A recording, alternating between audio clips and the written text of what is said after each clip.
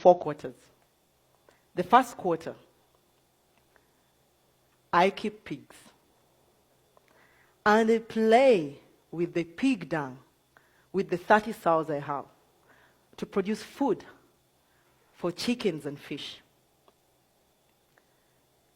This is what I do. In the morning when I pick the pig dung from the piggery house, I leave it out in the open for 6 to 8 hours. And in so doing, flies come along and they lay eggs on it.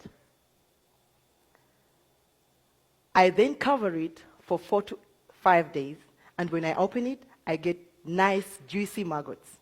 These I feed my chickens. And then, after I've picked the maggots out of the pig dung, I still introduce earthworms. And when I do, the earthworms multiply. As they're multiplying, they eat on the pig dung and they produce soil. This soil I use to grow vegetables. And sometimes I sell to the people in the city as for their potted plants. And as the earthworms multiply, they excrete. When they excrete, I use their excreta as a pesticide and a fertilizer for my garden. Pig dung is gold to me because I save 80% of my cost of production by feeding the chickens and the fish, which I wouldn't have done if I was using commercial feed. The second quarter, I keep cattle. While almost everyone in Uganda uses firewood and charcoal to cook, I use dung for the cows. I introduce it in an anaerobic digester. This is an airtight tank that uses microorganisms to degrade the cow dung. And in the process, it produces biogas that I use to cook. I don't have soot, while the rest of the people who use charcoal and firewood do. And in the process, I save on what would have happened if we cut down trees to make charcoal and biogas. Because when we do that, we bring climate change issues. The slurry that comes out of the biogas, I use this as manure for my farm. In this third quarter, I grow matoke or plantain. This is my staple food. And just like maize is the staple for South Africa, wheat for the US, and rice for the Asians. So, where I have my farm, everyone believes that nothing can ever grow there because the soils are red. And I don't blame them because while in school, we were taught that fertile soils are black. These were the loam soils. But the soil in my garden says, uh-oh, you won't grow here. And the matoke says, I will if I'm given water and manure. This I do by collecting all the urine from the pigs, all the urine from the cows, and the slurry. If I'm not mistaken, I'm the best matoke farmer in my country. Because in a quarter an acre, I get 30 bunches from this. And on average, I sell each bunch at $10. The fourth quarter, I keep fish. In a space of 2 meters by 4 meters by 1 meter depth, I can keep 500 catfish. I also do aquaponics. This is where water that comes from the fish goes through the plants, and as it goes through the plants filter it because they take the ammonia, the nitrates that were produced with the fish dung.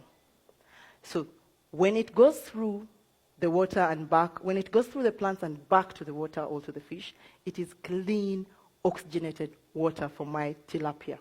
Tilapia needs oxygen.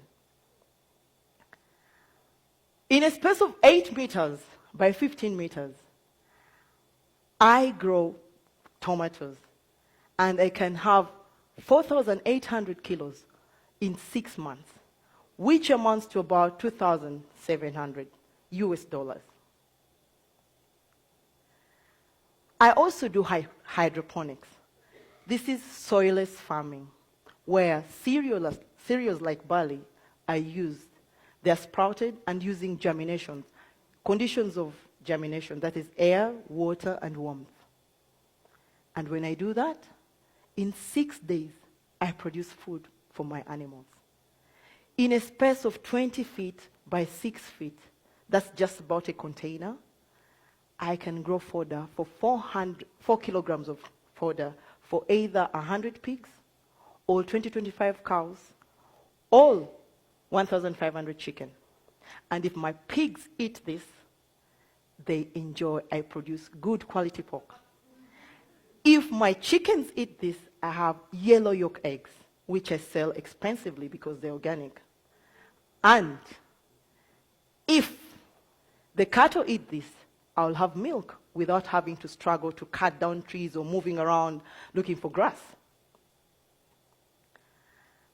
Out of the proceeds from the farm, my husband and I decided to build a primary school.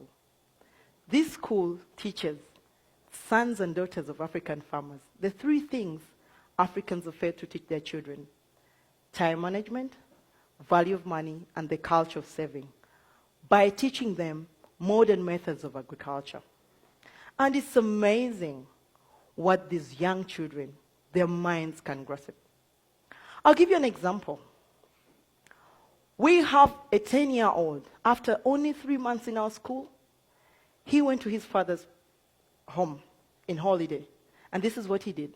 He overturned the compound, got tires from the garage, broken wheelbarrows, sacks, and made a vegetable garden. They enjoy this at home, and they sell some to the rest of the neighbors. Whenever you lack, you think. Now, when we built the school, we didn't have enough money to build a soak pit. So we were worried, but we needed to start. And the first day of the school, this is what happened. A lot of water gushed out of the showers. And we're like, wow, this is too much. But we use this as an opportunity. It is what we use in our garden, and the rest, so we can be able to produce very big fruits. This is what happens when, if every one of us uses what they have at their disposal.